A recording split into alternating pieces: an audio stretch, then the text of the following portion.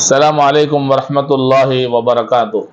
دوستو، حدیث کے اسباق میں سے آج سبق نمبر 25 لیسن نمبر 25 کہ جس میں آج کا عنوان ہے قرض کو ادا کرنے کی دعائیں جن سے قرض ادا ہو، بوجھ ہلکا ہو۔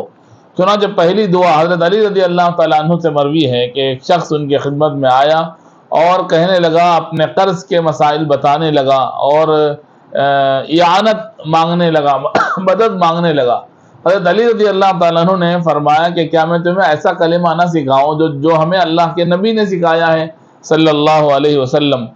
اور آپ نے فرمایا کہ اگر جبل صبیر، یمن کی ایک پہاڑی کا نام، اس کے برابر بھی قرض ہوگا تو اللہ تعالیٰ ادا کر دیں گے۔ وہ دعا ہے اللہم اکفنی بحلالک عن حرامک واغننی بفضلک عمن سواک۔ اس کا ترجمہ ہے، اللہ حرام کے مقابلے میں حلال میرے لیے کافی کر دے اور اپنے فضل سے مجھے لوگوں سے، اپنے آپ کے علاوہ لوگوں سے بے نیاز کر دے۔ دوسری دعا ہے قرآن کی آیتیں۔ حضرت معاذ بن جبل رضی اللہ تعالیٰ عنہ فرماتے ہیں کہ مجھے آپ صلی اللہ علیہ وسلم نے جمعے کے دن نہیں پایا۔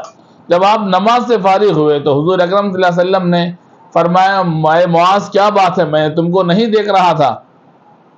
حضرت معاذ رضی اللہ تعالیٰ عنہ فرمانے لگے، یا رسول اللہ، ایک یہودی کا ایک اوقیہ سونا قرضہ ہے میرے ذمے میں نکلا تو اس نے مجھے روک لیا۔ اللہ کے نبی صلی اللہ علیہ وسلم نے فرمایا، کیا میں تمہیں ایسی دعا نہ سکھاؤں کہ تم اس دعا کو پڑھو گے تو پہاڑ کے برابر بھی قرضہ ادا ہو جائے گا۔ پڑھو، قل اللہم مالک الملک تؤتی الملک من تشاء وتنزع الملک ممن تشاء وتذل من تشاء وتعز من تشاء وتذل من تشاء بيدك الخير انك على كل شيء قدير تولج الليل في النهار وتولج النهار في الليل وتخرج الحي من الميت وتخرج الميت من الحي وترزق من تشاء بغير حساب رحمان الدنيا والآخرة ورحيمهما تعطي من تشاء منهما وتمنع من تشاء ارحمني رحمة تغنینی بہا عن رحمت من سواک۔ حضرت عائشہ رضی اللہ تعالیٰ عنہ۔ تیسری دعا حضرت عائشہ رضی اللہ عنہ فرماتی ہیں کہ ایک دن حضرت ابوبکر صدیق تشریف لائے اور مجھ سے فرمانے لگے کہ مجھے آج حضور پاک صلی اللہ علیہ وسلم نے ایک دعا سکھائی ہے۔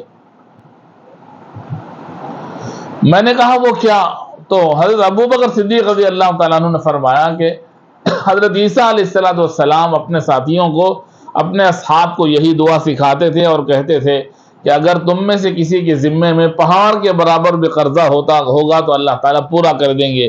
وہ دعا ہے اللہم فارج الہم وکاشف الغم ومجیب دعوت المضطرین ورحمان الدنیا والآخرہ ورحیمہما انت ترحمنی فرحمنی برحمت تغنینی بہا عن رحمت من سواک۔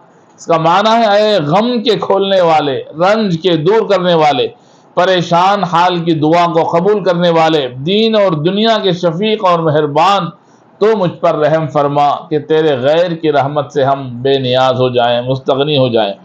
چوتھی دعا حضرت ام ابی سعید خدری رضی اللہ تعالیٰ عنہ فرماتی ہیں کہ حضور اکرم صلی اللہ علیہ وسلم ایک دن مسجد تشریف لائے تو ایک انصاری شخص جس کا نام ابو امامہ تھا مسجد میں تھا۔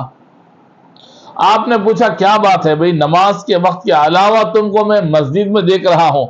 انہوں نے کہا، اے اللہ کے نبی، قرضے نے مجھے پریشان کر رکھا ہے، اس وقت سے پریشان ہو کر مسجد میں آ گیا۔ آپ علیہ السلام نے فرمایا، میں تمہیں ایسی دعا نہ سکھاؤں جس سے غم بھی دور ہو جائے گا اور قرضہ بھی دور ہو جائے گا؟ میں نے کہا ہاں۔ اللہ کے نبی علیہ السلام نے فرمایا، صبح شام یہ دعا پڑھو، اللہم انی اعوذ بک من الہم والحزن واعوذ بک من العجز والکسل واعوذ بک من الجبن والبخل واعوذ بک من غلبۃ الدین وقہر الرجال۔